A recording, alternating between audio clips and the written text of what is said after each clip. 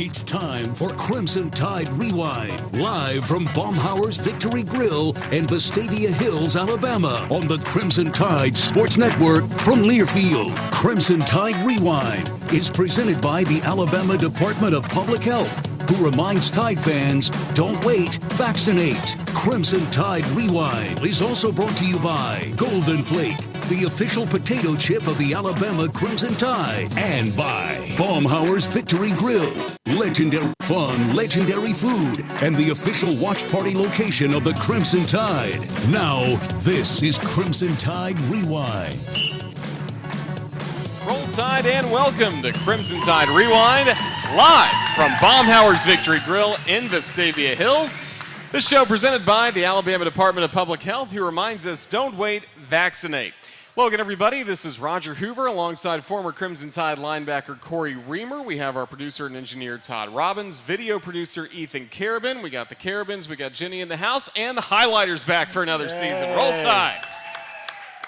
Cory, Crimson Tide football is back in a big way with a 56-7 win over Middle Tennessee. Yeah, it was a great way to get off the season started. It's exciting. It's finally been here. We had to wait through week 0, watch some of this other football get going, but it was great to be in Tuscaloosa, get this season kicked off, and I thought they showed up. It was great to see Jalen Milroe coming out as a starter. A lot of question marks going in through the offseason of who's going to earn that starting quarterback position. Eventually ends up being Milroe, and I can say that he played extremely well. I was impressed by his poise throughout the game, and then everybody else. We had a lot of talent to replace on both sides of the ball from last season, but both sides of the ball played extremely well. Of course, this was Middle Tennessee, and it was the first game of the season. You knew it wasn't going to be a very complex scheme, not a lot of not opening up the entire playbook for this first game, especially when you got somebody like Texas rolling in week 2. But overall, I was impressed. I thought we did a lot of things well. I thought that we didn't go out there and make a lot of mistakes. We looked efficient. Not a lot of just mental errors. That it's the first game. Everybody's a little rusty. You've been going through camp. Everybody's had 2-a-days. A lot of time against yourselves. You don't know how everybody's going to look coming out the gate in that first game, and I thought they looked pretty polished for the first one. Yeah, Coach Saban has talked about he liked the competitive nature of this team all throughout preseason camp and leading up to the first game. Do you feel like we got a sense of that with what we saw in those 60 minutes? Yeah, I think that was, when you have a guy like Bryce Young and Will Anderson on your team, going into the season, everybody had high expectations just because of those two guys. And this team was really trying to establish the identity of what they're going to be, and they heard, and whether they want to admit it or not, they heard a lot of the rumblings from last season's team of not getting off the field on important down and distance situations on the defensive side of the ball, and then not being very aggressive up front from an offensive line standpoint. When you need a 3rd and 1 or 4th and 1 or 3rd and short, we weren't getting those last year. So there were a lot of challenges from the fan base and from this coaching staff, and these players heard it, and they were taking it personal throughout the offseason. You heard a lot of the guys, Tyler Booker being one of them, saying, we're going to bring back the identity of the offensive line that we've had in years past at Alabama, and I think they're rising up to the challenge. And this is not just a one-game scenario. Hopefully this is something that lasts throughout the game. I thought Saturday they really showcased that they're here to make amends for some of the shortcomings that they had last year. Really exciting start to the season for the Crimson Tide. We're going to talk all about that, plus what's coming up this Saturday against Texas. If you'd like to join us on Crimson Tide Rewind tonight, please give us a call on the Yellowhammer Brewing Hotline. Number to dial 877-202-BAMA. We'll be with you for the next hour here at Baumhower's Victory Grille in Vestavia Hills, Alabama, as you listen to the Crimson Tide Sports Network from Learfield.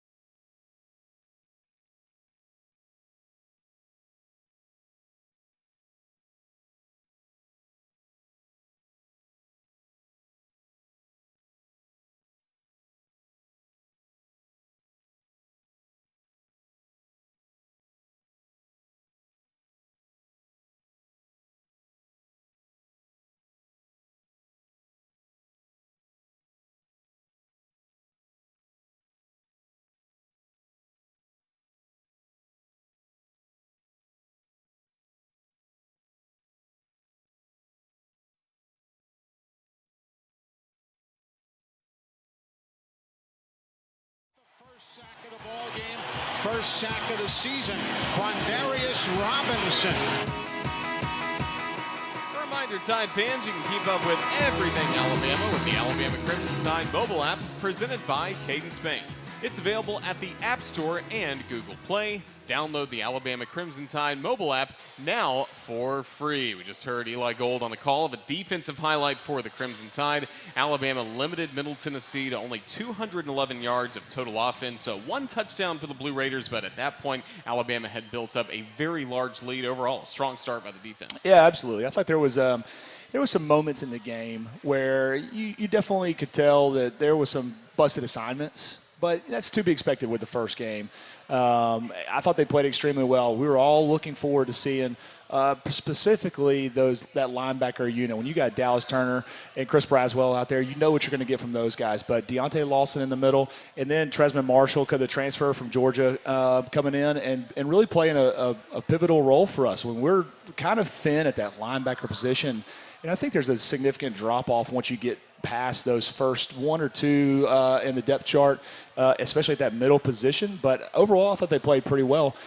Really encouraged by Deontay Lawson. During camp, he was the guy that really took leadership of this defense. You could go down and watch practice, and you could hear him keeping everybody up to the standard, running off the field, getting onto players when they weren't hustling, going out there, and if guys were missing assignments, he was getting onto them. That vocal leader that we had to replace. You know, we had Henry To'oTo'o last year, kind of fell into that role as the play caller, and then you had a few other guys, but we really were missing that piece coming in this season. You were wondering who it was going to be.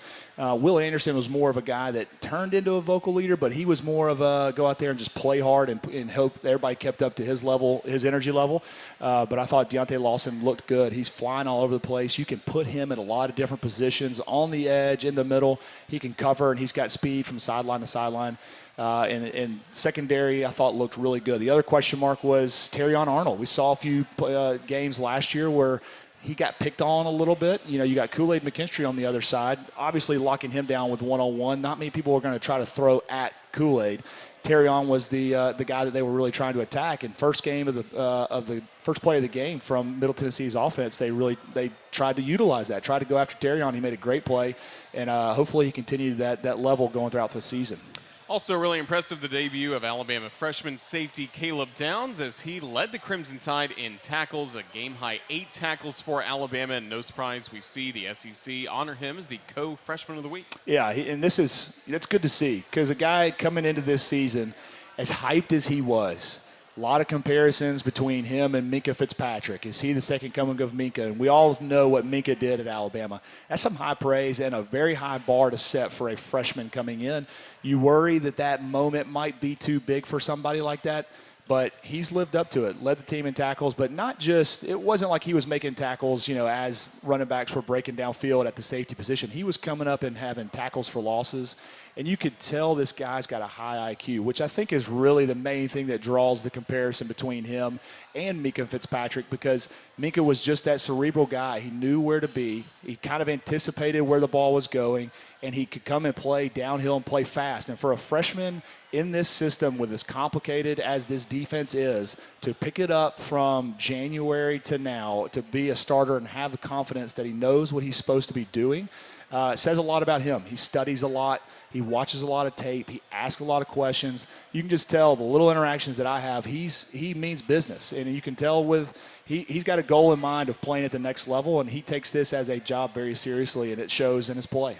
So congratulations to Alabama's Caleb Downs, the co-freshman of the week in the SEC, and Jalen Milroe, his fine performance on offense. He is the co-offensive player of the week for the Southeastern Conference as he collected 5 overall touchdowns, 258 yards of offense, and only playing 3 quarters. Really great performance by Caleb Downs and Jalen Milroe, both honored today by the Southeastern Conference. Again, if you'd like to join us, give us a call on the Yellowhammer Brewing Hotline at 877-202-BAMA. We'll be back with more Crimson Tide Rewind in a moment. This is the Crimson Tide Sports Network from Learfield.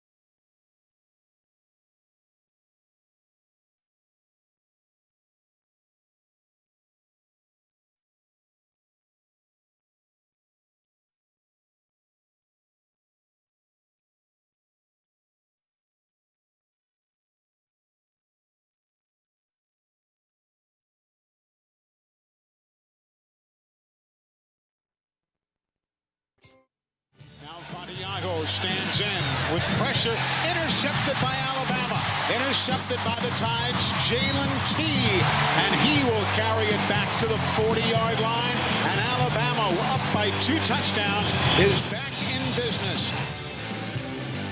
PNC Bank is pleased to be back this season with the PNC Achievers. Throughout the collegiate year, PNC Bank will salute both academic and athletic excellence through its proud partnership with the Crimson Tide. Again, a solid victory for Alabama on Saturday to start the 2023 season. 56-7 was the final score against Middle Tennessee. And our next question is brought to you by Alabama 811. To help prevent injuries, outages, and loss of life, call 811 or visit al811.com. Before you dig, it's free, it's simple, and it's the law. So again, we talked about Jalen Milroe and really seemed like whatever he did in preseason camp to earn the job, made the most of with 3 outstanding quarters against Middle Tennessee. Yeah, this competition really was going on ever since we knew that Bryce Young was going into the draft, and we had some names that were on this roster with Ty Simpson and Jalen Milroe, who were going to be the lead guys that going into this competition. Then you hire Tommy Rees, and with Tommy Rees comes in Tyler Buckner.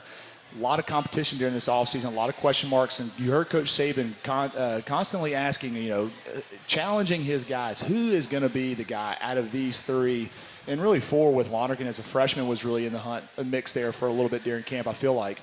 But who is going to be the guy that's take this team by the reins, take control of this, give us a reason not to start you. And you didn't know all the way through camp, all the way up until pretty much Thursday before the game on Saturday, of who was going to be that starter. But Jalen Milroe, you saw the experience that he has from being a part of this team, getting some reps last year when Bryce Young goes down. He really came in and commanded this offense. I thought he looked extremely poised. The moment wasn't too big for him. You could tell when pressure was coming on to him, he was able to keep his eyes downfield, which is huge for a quarterback that's really making his first start. Not his first start, but really his first start as the starter. Not looking down at the rush, keeping his eyes downfield, finding guys that are open. And even when guys were coming in his face, rushing up the middle, that he was able to just keep his eyes downfield and find that open guy. And I thought he played extremely well. And then the other side of that is his running ability and his playmaking ability when, when things kind of get off script, bad snaps, get some pressures, flush you out of the pocket. What he can do with his feet is incredible. And I don't think that we saw a lot of design runs with Jalen Milroe on Saturday, probably by design. But you add that element into this offense, and it's going to be a game changer. I mean, this guy is physical, and he likes to run. He's not going to shy away from contact, and he's built like a running back. It's going to be impressive to see what he's able to do throughout the season, assuming that he continues to play the way he did on Saturday and keep that starting job.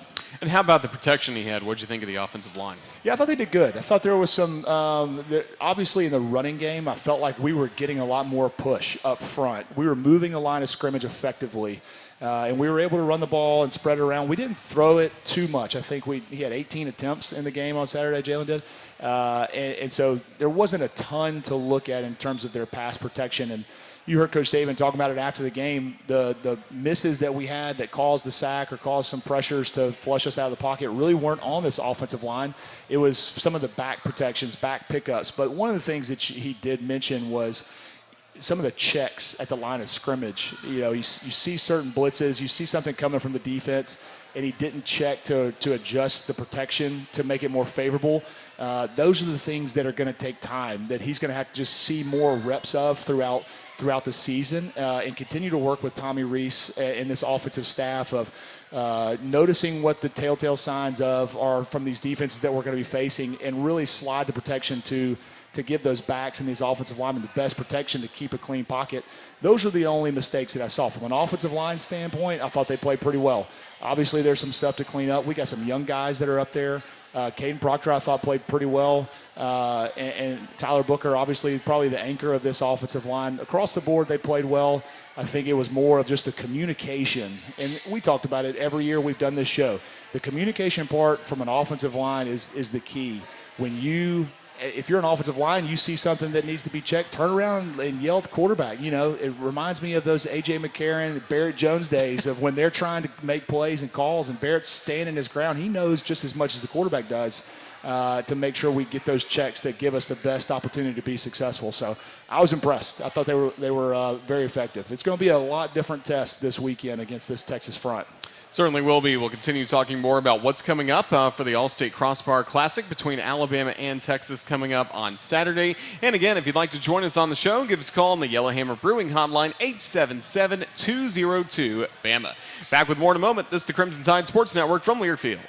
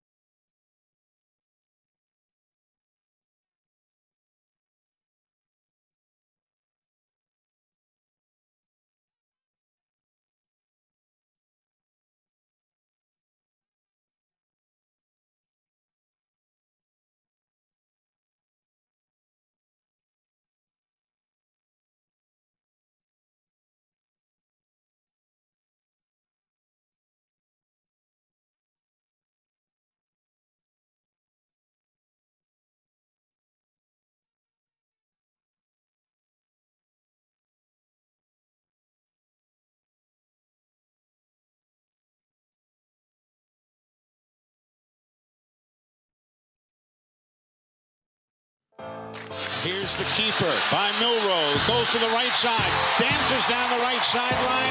And he is in. Touchdown, Alabama. 13 yards on the run by Jalen Milroe. Eli Gold on the call. The second touchdown run of the evening by Jalen Milroe, part of 5 overall touchdowns that he had, 2 on the ground, 3 in the air in Alabama's win against Middle Tennessee. If you'd like to join us on tonight's Crimson Tide Rewind, you can also submit your question to us on the Alabama Media Group Twitter line at UA_CTSN. That's brought to you by AL.com, your source for SEC sports. Right now, we will go to the Yellowhammer Brewing Hotline. Again, the number to call, 877-202-BAMA. And we go to Jasper, where Kevin joins us now. Roll Tide, Kevin. Roll Tide, guys. Quick question. Just, I want to say it was the second half we saw Kool-Aid go into the tent, as well as a couple of other players, and just didn't know if there was any injury update or that was just precautionary or if had been any word. Yeah, I think Kool-Aid went in after he got popped on that punt return just to be checked out. I think it was they called targeting initially and then overturned it, and I think that was when he got checked out afterwards, and I think that was just a precautionary, make sure everything's okay, do a little tough hit. It was, and I said it during the game. I was like, it was a clean hit. I would not be shocked if they overturned it, not a targeting call, but it was a tough one. And they just go take him in the tent, make sure that he's still got his wherewithal about him, and nothing worse than what we saw. So I think he's going to be just fine. And then, like you said, Jalen Key, we talked about it during the break. Jalen Key and who else? We got Malachi Moore. And those are two guys. Luckily, at that position in secondary, we've got a lot of depth. But those are two crucial guys, and we talked about them during the offseason a lot. Of Malachi Moore had a phenomenal freshman year. He's battling injuries throughout the last couple of years. They expected him to really be a contributor, to be able to play a lot of those star dime safety positions, move him around a bunch. He's somebody that you definitely want to have out there. And then Jalen Key coming out there, transfer from UAB, really impressed the coaches during the offseason, earned that starting job. He's a good-looking player. Hopefully both those guys, it's not something that's long-term. They'll be able to bounce back and make it to practice and be available for Texas. Yeah, we're certainly going to need them coming up on Saturday against Texas. We're with you live tonight from Baumhower's Victory Grill. It's ready for football, fun, and great food with their special Big Game Headquarters menu. Get hooked on their delicious all-new lemon garlic salmon and the new char-grilled flat iron Callaway steak with the signature shrimp etouffee. Baumhower's legendary fun and legendary food. We're with you tonight for Crimson Tide Rewind, and we'll continue more as we start talking more and more about the Texas Longhorns when we return. This is the Crimson Tide Sports Network from Learfield.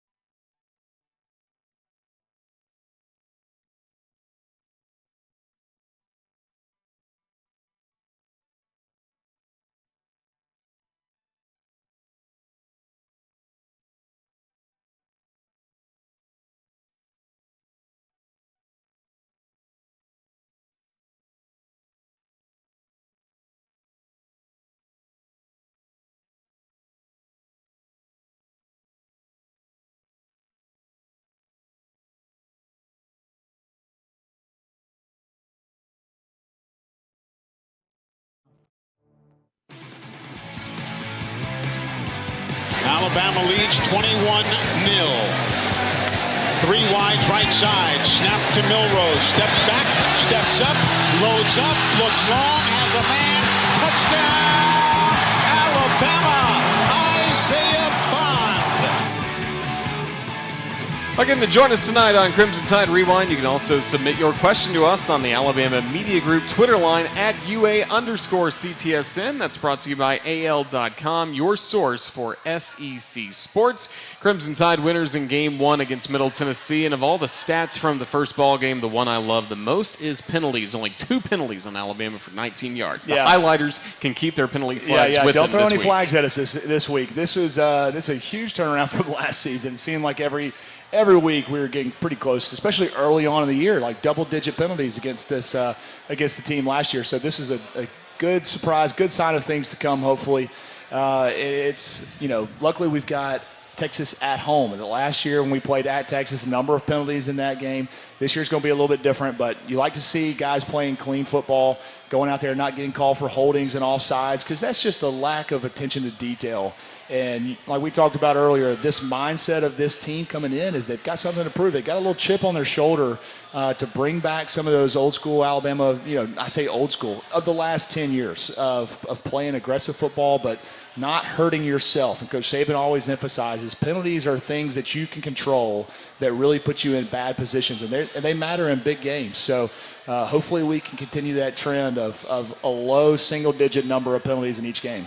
We hear it all the time from coaches at all levels of football. You get the most amount of improvement from your team from week 1 to week 2. What's the priority for Coach Saban and the coaching staff this week? Yeah, absolutely. And you start with a game like this against Middle Tennessee. It's the first game, like we talked about, knock the rust off. You're facing somebody different besides yourself, and you really get to go out there and put a lot of things on tape in live action scenarios. And the speed of the game is just very different. You can try to replicate that in practice through scrimmages, but the speed is just completely different when you get in those live game situations. The intensity level is higher. You just get a little short of breath a lot faster during games than you do during practice. As much as you try to go full speed, it's just completely different when you're playing on Saturdays against a different opponent. So this week's going to be a big week for them. They're going to get to go see what worked, what didn't, move some guys around, figuring out those combinations, what play calls they really like. Tommy Reese and Kevin Steele were able to go showcase a few different packages that they were probably toying with during the offseason.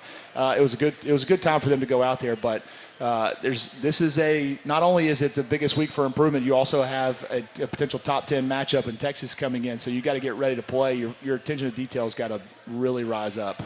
Again, you're listening to Crimson Tide Rewind, presented by the Alabama Department of Public Health, who reminds all Tide fans to stay up to date with all recommended vaccinations. Flu season is here, and COVID-19 continues to affect our community. Don't wait, vaccinate. When we come back, we'll hear comments from head coach Nick Saban at his press conference earlier today in Tuscaloosa. This is the Crimson Tide Sports Network from Learfield.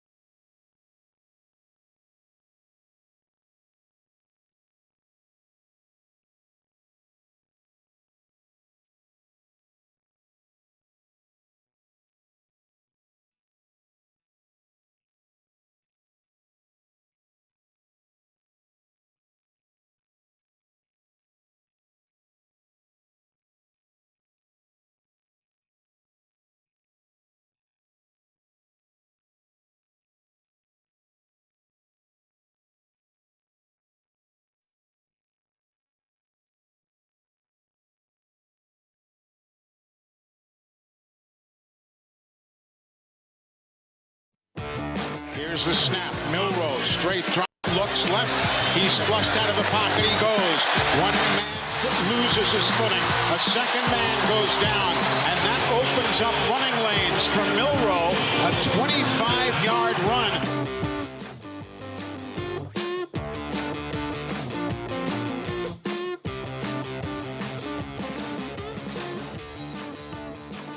Well, earlier today in Tuscaloosa, it was head coach Nick Saban meeting with the media as it's time to start Texas week. And here's what the coach had to say as Alabama gets set for Texas this Saturday.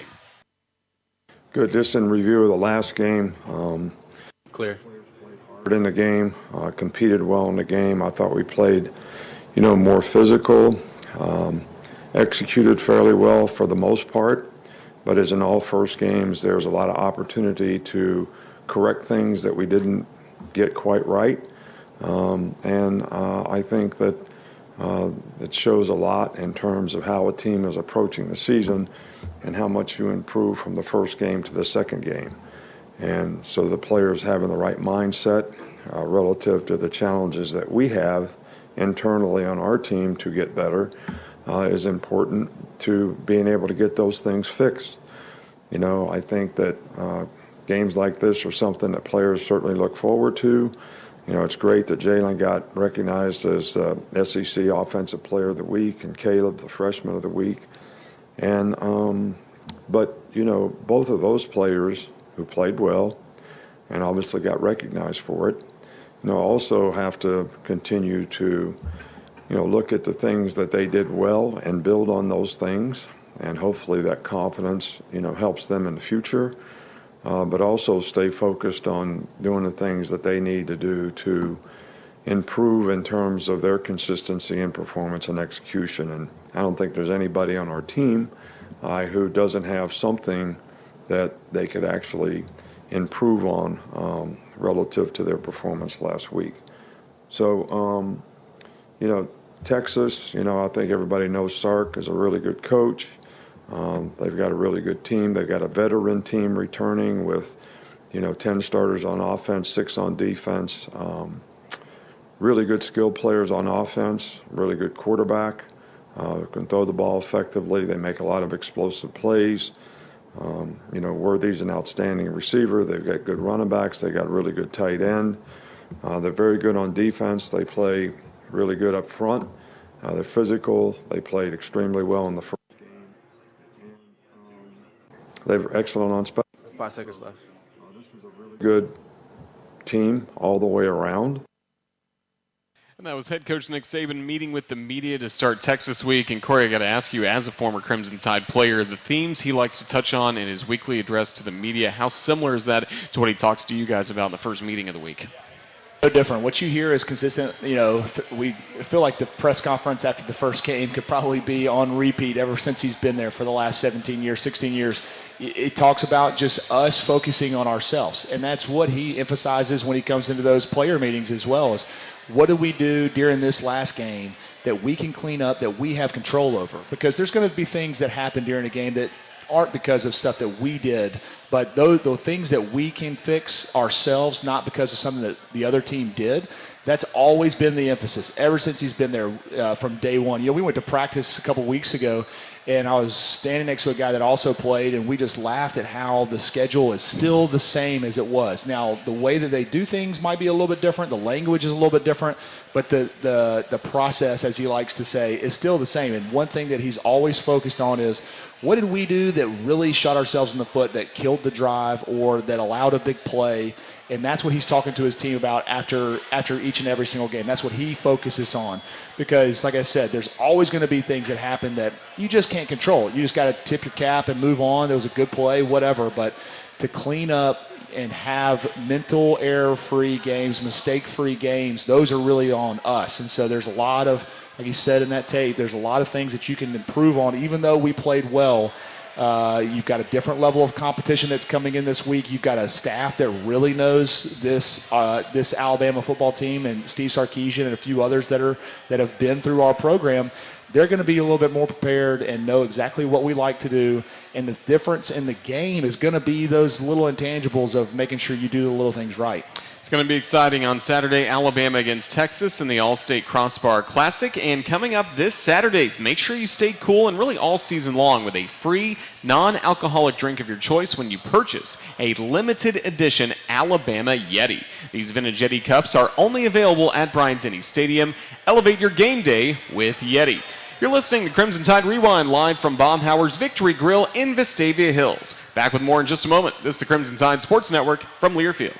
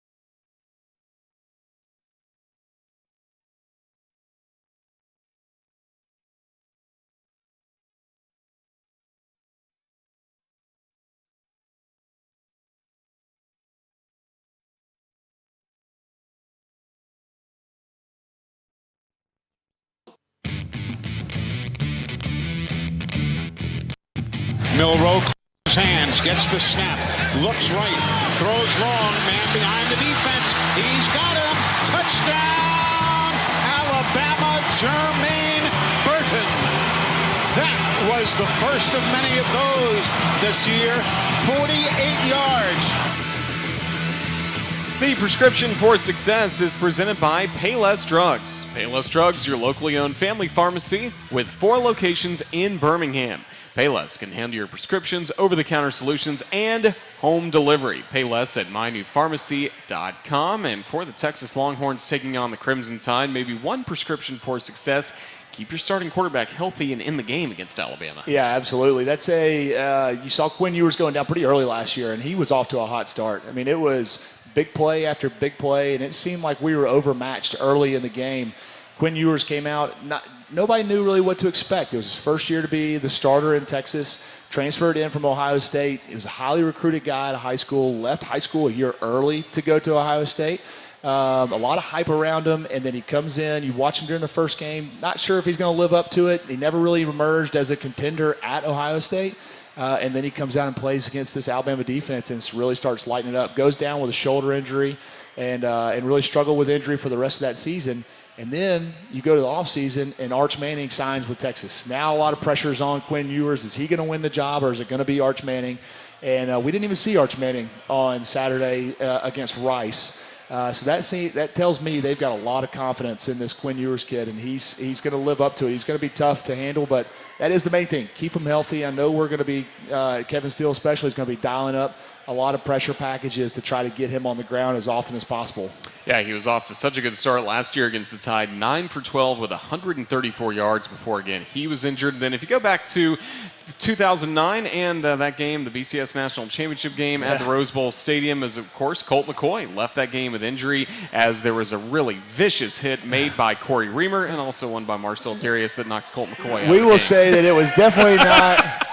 Hey, when I looked at the stats, it said Cory Reamer and Marcel Darius. Yeah, I'll take it.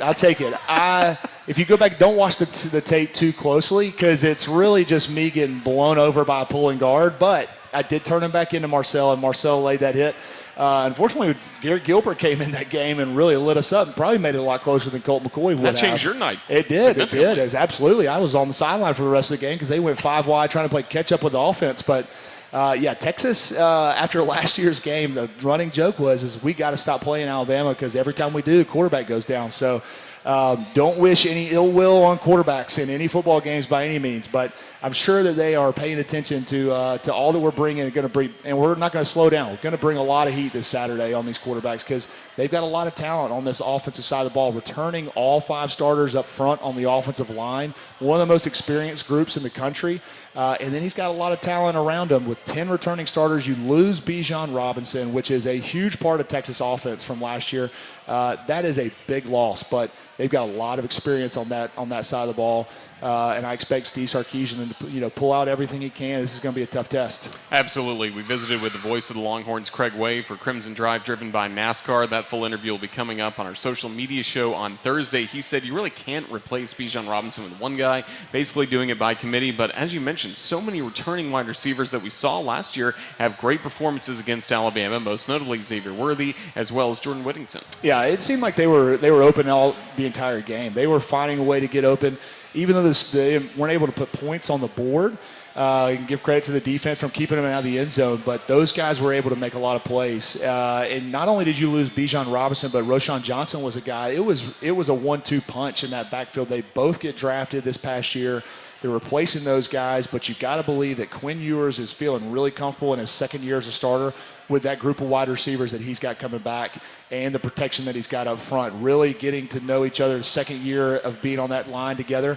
But one thing for us, what you just talked about with that highlight with Jermaine Burton, I was impressed by the receiver group this past weekend. And that's one position group that a lot of drops last season really hindered this offense from continuing drives. And Bryce was, scrambling around a lot for his life during last season, it felt like, and he would make plays, and then we'd have drop balls that would be drive killers. Those are the things that Coach Saban, like we talked about last segment, he's going to emphasize. What are we doing to hurt ourselves? That was the main thing. So for this wide receiver group to come out and have the game that they did, Isaiah Bond looked great. I thought he had a phenomenal game, and the rest of the guys did too. So there's a lot. It's funny how these two teams really are similar going into this game. What they lost from a year ago, what we lost from a year ago, the strengths of their team, the strengths of our team. I expect this to be a really good matchup. It's going to be a tough game. It's going to be a lot of fun coming up on Saturday. Again, 6 p.m. is the kickoff. 3 p.m. will be our airtime here on the Crimson Tide Sports Network for the All-State Crossbar Classic between Alabama and Texas. The Alabama Department of Public Health reminds Bama fans, don't wait, vaccinate. For more information, visit alabamapublichealth.gov/IMM. When we come back, we'll talk more about the Crimson Tide of the Texas Longhorns coming up on Saturday. This is the Crimson Tide Sports Network from Learfield.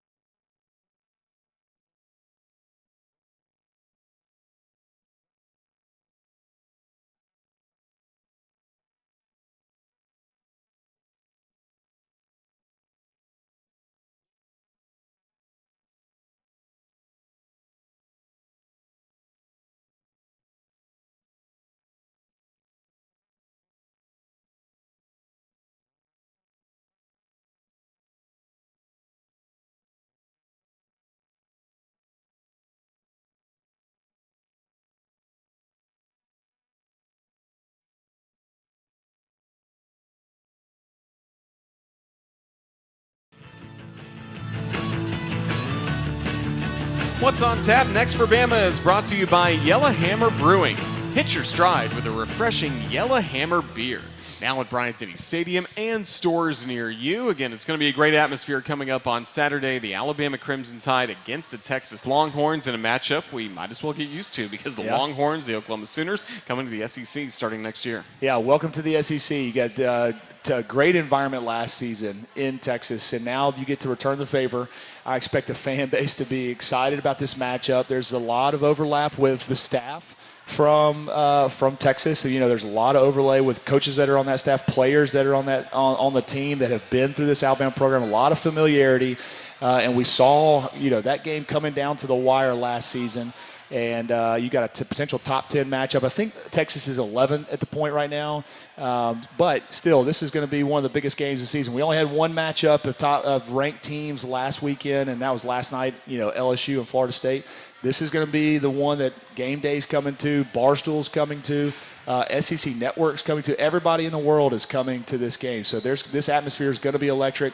I expect a lot of fans to be standing outside the stadium. Just people want to be down there, and you're going to give a little SEC welcome to the Texas Longhorns. Yeah, and this will be the first trip for Texas to Tuscaloosa since 1902. So, this is, again, a matchup we really haven't seen, especially at Bryant-Denny Stadium. So we saw what it was like for Alabama fans to get to Austin last year. It'll be interesting to see how the Longhorn fans make their way to T-Town. Yeah, you saw all the Alabama fans sitting in the upper deck.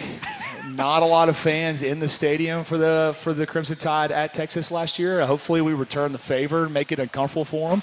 I imagine it's going to be hot down there. Maybe not as hot as it was at Texas, but and you can speak to it. You were the sideline reporter absolutely. Last year. It was a steamer. I promise you. It was not fun to be standing on that side. I expect it to be a fun game. This is probably, I would say, is one of the biggest games in Bryant-Denny in terms of just programs, national prominence of programs. Texas is obviously one of the big ones in the country. And so for this is going to be a huge night for us, a night game in Tuscaloosa. The fans showed up last week, which was great to see. They really were there. It was, saw a few empty sections, but for an opening game, a lot of people were excited to see what this team is going to look like going forward. But I expect it to be standing room only, probably set some records from attendance this weekend. And in terms of the game, last year kind of changed again when Quinn Ewers went out with injury. Thought maybe that was shaping up to be a shootout. It ended up being Alabama 20, Texas 19. You get the feeling that Steve Sarkisian would like for this to be a shootout. Maybe Alabama not as much. Just what kind of game do you feel like we're going to see? Yeah, I think that you're probably going to see. You should see more points this weekend than what we saw last year. And a lot of that was really, like you said, Quinn Ewers going down early really changed Texas's game plan. And I felt like for us going into that game, it just seemed like the pressure was on for us early in the season. Everybody was talking about us being the favorites to get back to the national championship and the playoffs. And it just didn't seem like we were playing our brand of football that you're used to seeing. I expect that to be very different. This team just seems to be built a little. All the hype isn't on two guys, which is great. This is all on the team, and you've got a lot of guys that are taking responsibility and going out there and playing fast, and you got Kevin Steele on the defensive side of the ball who is going to go out there and give these guys the best chance to be successful. And what I mean by that is he's not going to overcomplicate things for this defense. He's going to really turn his guys loose to go play football like they know how to. And I said it during the postgame, or I think it was pregame. Joe Kynes in 2005 when we played Florida, when they came to our place, we lined up and we just played football. We didn't have to really compete in terms of scheme. Call one defense, let your athletes go be athletes. We've got that kind of team on the defensive side of the ball. And then you got Jalen Milroe, who's going to be asked to carry a big weight on his shoulders this weekend.